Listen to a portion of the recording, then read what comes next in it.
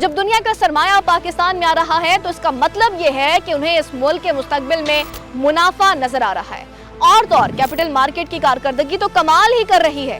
Central ڈپازٹری system نے تصدیق کی ہے کہ پاکستان کے کیپٹل مارکیٹ اس وقت ایشیا کی بہترین فارمنگ مارکیٹس میں شامل ہو چکے ہیں۔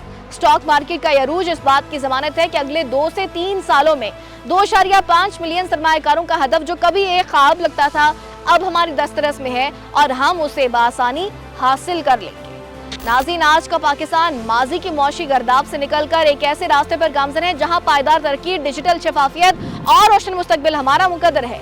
یہ جو کہتے تھے کہ پاکستان اب نہیں سنبھل سکتا، انہیں یہ داد و شمار گواہی دے رہے ہیں کہ ہم نے نہ صرف سنبھل کر دکھایا ہے بلکہ ہم ایک معاشی طاقت بننے کی دوڑ میں بھی سب سے آگے ہیں۔ تو ناظرین، آج کے اس خصوصی تجزیے کا لباب یہ ہے کہ پاکستان میں کاروباری اعتماد کی بحالی صرف ایک عارضی رجحان نہیں بلکہ ہماری اسٹریٹجک معاشی پالیسیوں کی وہ بڑی کامیابی ہے جو پاکستان کو دنیا کی ابھرتی ہوئی معاشی قوتوں کے صف میں کھڑا کر رہی ہے۔